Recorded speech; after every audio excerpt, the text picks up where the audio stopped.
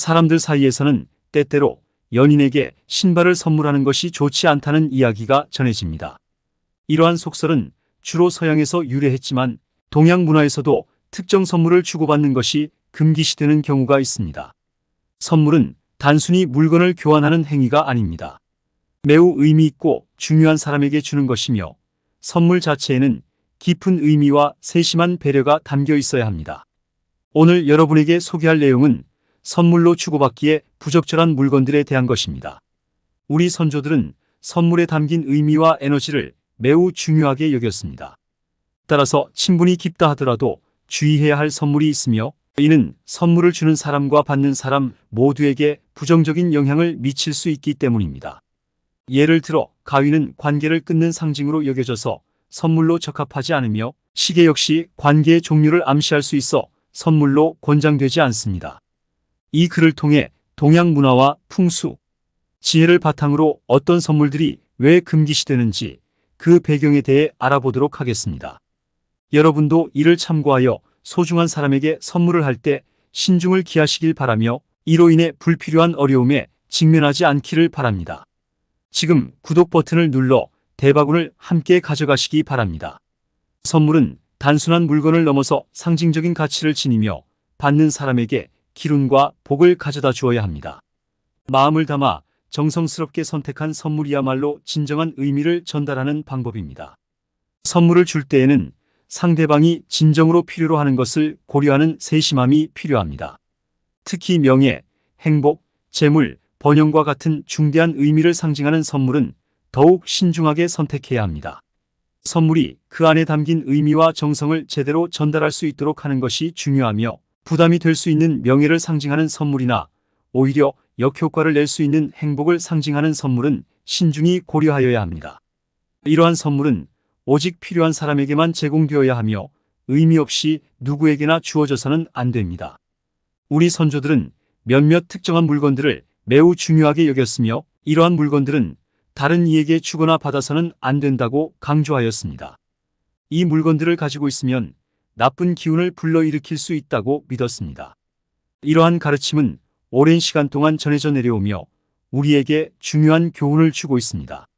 따라서 선물을 선택할 때에는 그 의미를 심사숙고하여 진실로 상대방에게 긍정적인 영향을 미칠 수 있는 것을 고르는 지혜가 필요합니다.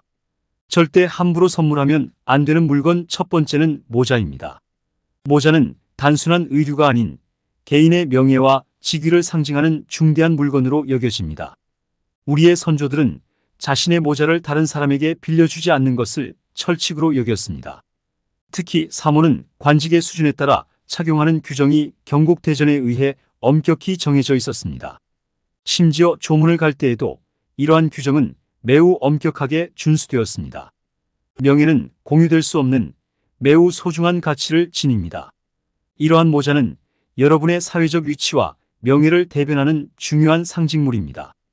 오늘날에도 모자는 다양한 스타일로 제작되고 있지만 과거에는 특히 사모와 갓을 올바르게 착용하는 것이 명예를 상징하는 행위로 여겨졌습니다. 이러한 이유로 우리 조상님들은 갓을 절대로 다른 사람에게 빌려주지 않았습니다. 가끈이나 사모의 부속품을 빌려주는 경우는 있었지만 갓 자체를 빌려주는 일은 없었습니다. 이는 풍수지리학적 관점에서 볼 때 자신의 명예를 타인에게 넘기는 것으로 간주되었기 때문입니다. 이처럼 모자는 단순한 패션 아이템이 아닌 개인의 사회적 지위와 명예를 상징하는 귀중한 물건임을 기억해야 합니다. 두 번째는 집에서 기르던 식물입니다. 집에서 기르는 식물은 단순한 장식품이 아니라 가정의 중요한 구성원으로 여겨집니다. 과거에 우리 조상님들은 자신의 집에서 키우는 나무나 식물을 가족과 같이 생각했으며 그들을 가족 구성원으로 여겼습니다. 오늘날 많은 분들이 반려동물을 가족처럼 아끼는 것처럼 식물 또한 그러합니다. 특히 여러분이 직접 돌보며 자란 식물일 경우 그 식물은 여러분의 삶과 깊이 연결되어 있으며 가족과 같은 존재가 되었습니다. 그러한 식물은 여러분의 정성과 사랑을 받으며 자라났기 때문에 이를 다른 이에게 넘기는 것은 그 식물에게도 좋지 않을 수 있습니다. 식물은 가정의 안정과 화목을 상징하며 이를 다른 사람에게 주게 되면 그 가정의 화목이 깨어질 위험도 있습니다.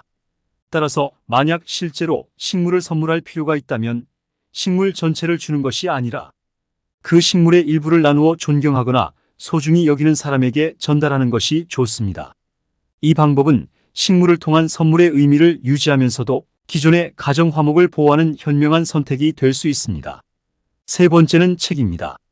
책은 개인의 지식과 학문을 상징하는 귀중한 물건으로 단순한 독서 자료가 아니라 스승으로부터 전해받아야 하는 중요한 선물입니다.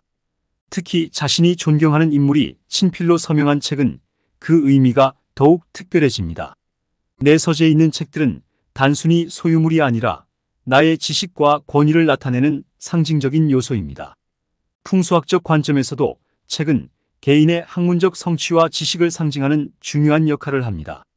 이러한 이유로 내가 소유한 책을 선물로 주어야 할 대상은 매우 신중하게 선택되어야 합니다. 이 책들은 나의 지식을 계승할 제자들이나 나의 지도를 받는 사람들에게 전해져야 합니다.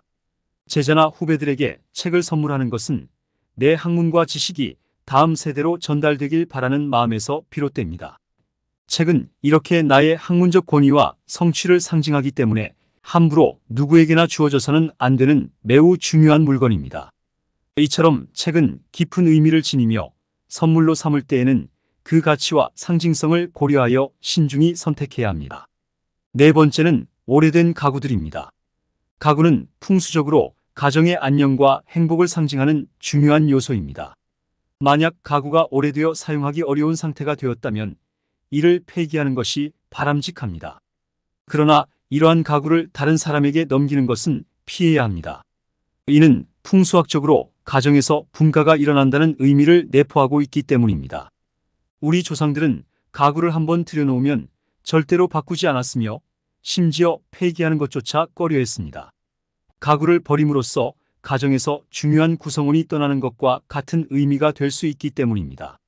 특히 남편의 소유인 가구를 다른 이에게 줄 경우 그것은 새로운 가정이 생긴다는 뜻으로 해석될 수 있으며 자녀의 소유인 가구를 다른 사람에게 주면 그 자녀의 가정에 문제가 생길 수 있다고 여겨졌습니다.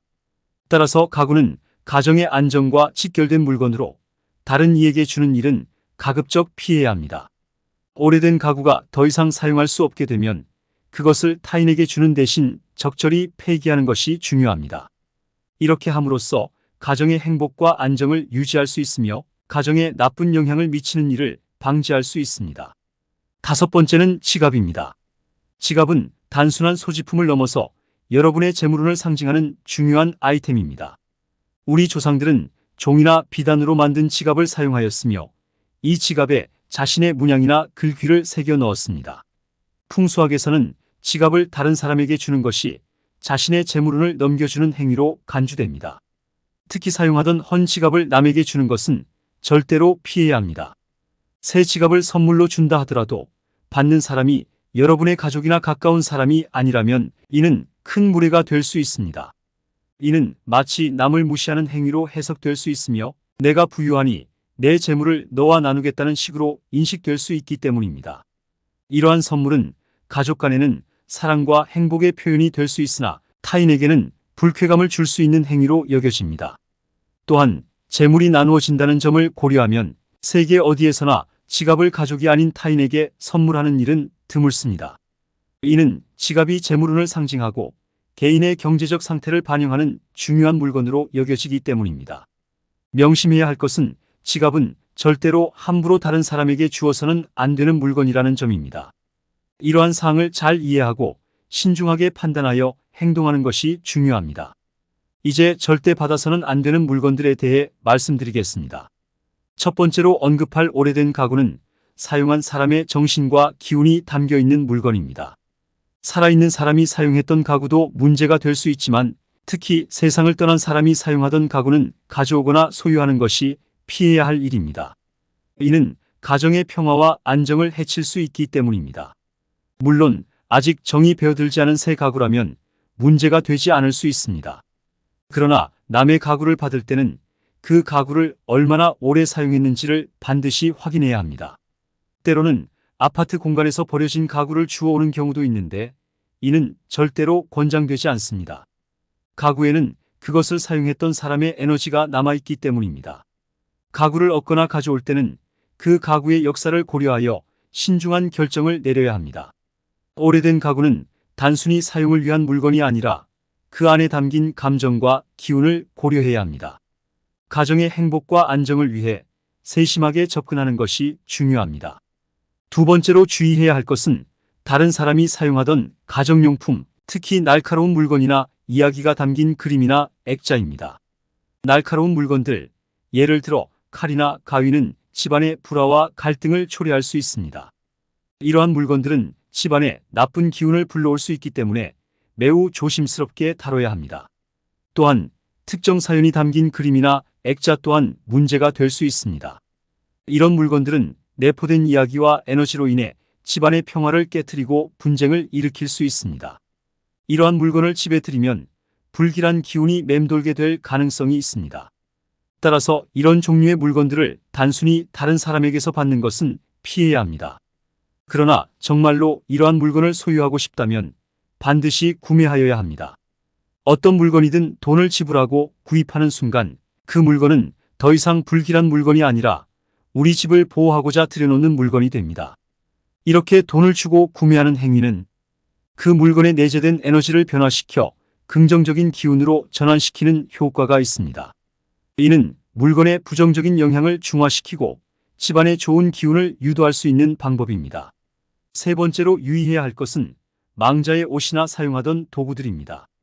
전통적으로 망자의 물건은 맑은 날에 소각하여 하늘로 돌려보내는 것이 일반적인 관례입니다.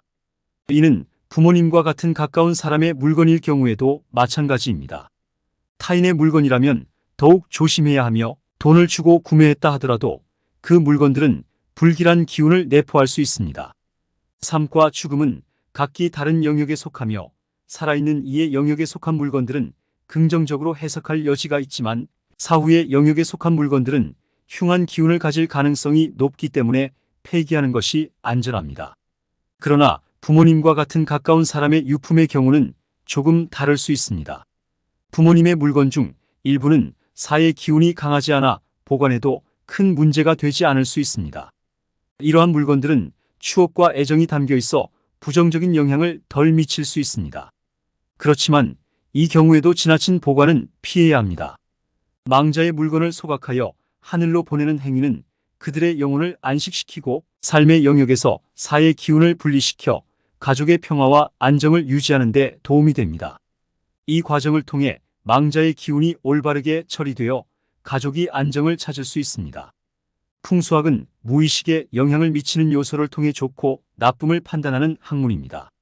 오늘의 이야기는 여기서 마치겠습니다. 이 영상을 구독하시고 친구들과 공유하여 함께 좋은 기운을 나누시기 바랍니다. 여러분의 소망이나 바라는 바가 있으시다면 댓글로 남겨주세요. 저도 여러분의 소망이 이루어지기를 진심으로 기원하겠습니다. 모든 분들의 건강과 번영을 기원드립니다. 여러분의 관심과 참여가 저에게 큰 힘이 됩니다.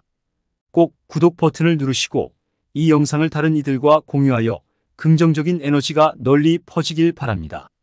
만약 특별히 바라는 것이 있으시면 그것을 댓글로 공유해 주세요. 저도 여러분의 바람이 실현되기를 간절히 기원하면서 모든 이의 안녕과 번영을 진심으로 바랍니다.